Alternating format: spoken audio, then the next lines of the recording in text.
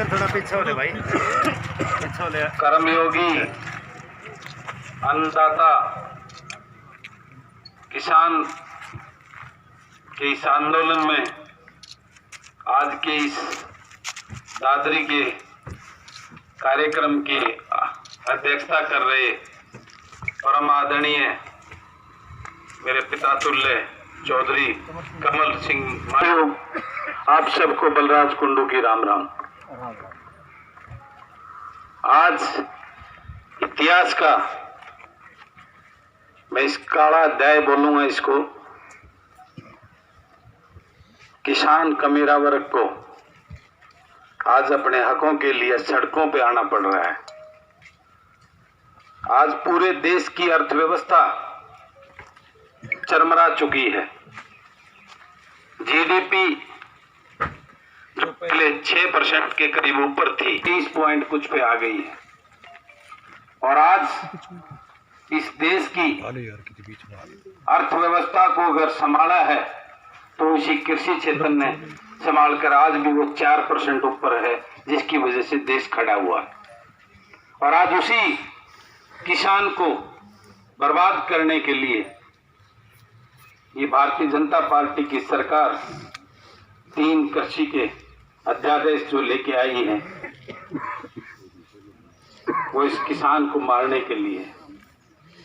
किसान, मजदूर और कृषि से व्यवसाय से जुड़े जितने व्यापारी हैं, आड़ती हैं, सभी इन अध्यादेशों से बर्बाद हो जाएंगे। क्योंकि ये अध्यादेश किसान के लिए ना होकर ये उस कॉरपोरेट जगत के लिए हैं, उन बड़े बड़े घरानों के लिए हैं, बड़ी पूंजीपति कंपनियों के लिए हैं, अडानी और अंबानी के लिए हैं। इन अध्यादेशों में किसान का शोषण होगा, किसान अपने ही खेत में मजदूर बनकर रह जाएगा। और उससे जो भंडारण के लिमिटेशन थी, 20 से ज्यादा कोई भी पूंजीपति अपने स्टोर में, गोडाउन में भंडार नहीं कर सकता। उनको खुली छूट देकर जो जमाखोरी और ब्लैक मार्केटिंग, काला बाजारी का जो एक खुला रास्ता कर दिया है, जिससे आम देश के उपभोक्ता को महंगाई की इतनी बड़ी मार पड़ने वाली है कि वो हर चीज को ये बड़े व्यापारी आपसे दाल, चीनी, सब्जी, आलू, प्याज जो भी है वो सब खरीद कर अपने गोडाउन में भर देगा। और जो चीज किसान ने 10 रुपए में दी है, 1-1.5 महीने के बाद वो किसान उसी चीज को लेने के लिए 150 और 200 रुपए में खरीदता।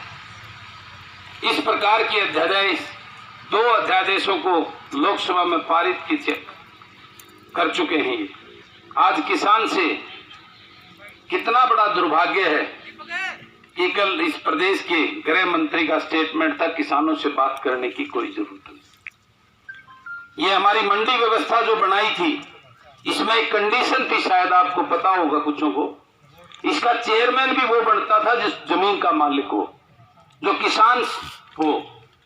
बगैर किसान तो इसका मंडी का चेयरमैन भी नहीं बन सकता। वे किसानों की व्यवस्था थी और वो किसानों की व्यवस्था उनसे किसान संगठन के, किसानी से जुड़े हुए लोगों से विचार विमर्श करके किसान के प्रति जो भी कानून लाए जाते, जो व्यवस्था खड़ी की जाती थी, उसको लागू करने का काम किया जाता था।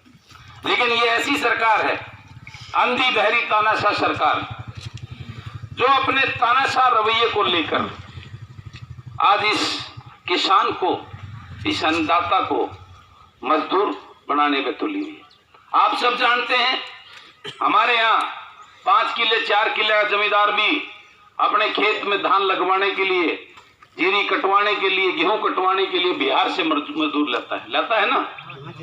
आप कभी उनसे पूछना, जो बिहार का मजदूर आपके पास आपका धान लान काटने या गेहूं काटने के लिए आया हुआ है, वो 5-6 किले का जमींदार मिलेगा हर मजदूर आपको। लेकिन उसको आज अपना प्रदेश छोड़कर आपके यहाँ, आप इस 4 किले के जमींदार के यहाँ मजदूरी करने आया हुआ है। उसका पता है कारण क्या है? ये चीजें वहां 2006 में लागू हो चुकी हैं बिहार के। मेरा ड्राइवर है, वो बिहार से है, वो 6 किले का जमींदार है, उसके 6 किले आते हैं। मेरे 2 किले हैं पुस्तानी, जो मेरे फादर के नाम से हम 4 भाई हैं, मेरे 2 किले। वो यहाँ ड्राइवरी करने अपने बच्चों को पालने के लिए आता। क्यों? क्योंकि वहां वो जो अन्न पैदा करते हैं उसकी जो लागत होती है वो उतने में भी लेने वाला कोई नहीं है।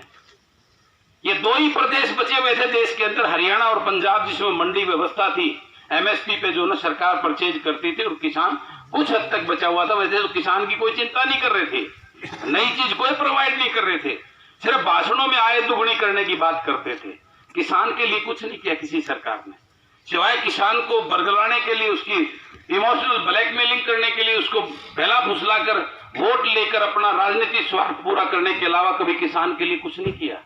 लेकिन फिर भी ये किसान संतुष्ट था, संघर्षशील है, अपनी जमीन को पाड़ कर मेहनत कर कर अपनी फसल उगाता था और उसको बेच के अपना गुजारा फिर भी पहुंचा।